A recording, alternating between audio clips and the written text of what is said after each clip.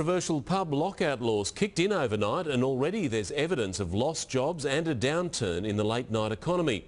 Police admit the law's real impact won't be felt until the weekend with Mardi Gras.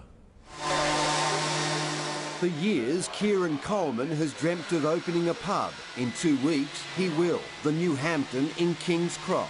Everything is riding on this, and I have put a lot of time and it's something I've always wanted to do. But he's junked his business plan, slashed his staff recruitment because of the new lockout laws.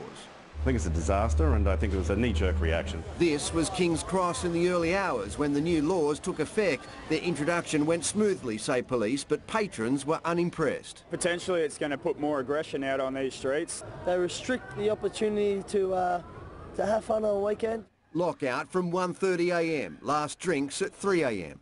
Anything that keeps a person out of the emergency would be absolutely stupid not to trial it. Stretching from Darling Harbour to Elizabeth Bay, the lockout zone excludes Barangaroo and Star Casino, as well as small bars and restaurants feeding the area. This is considered a medium-sized music venue. There's only a handful left in central Sydney. There's no gaming here, so it relies entirely on tickets at the door and sales at the bar.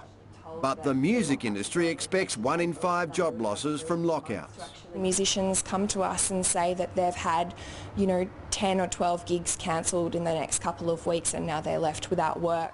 The law's first real test is a big one, Mardi Gras, this weekend, and huge crowds. All trying to get home at the same time, not being able to do anything between 1:30 and 3 a.m. A crash course in lockouts. Chris Marr, 7 News.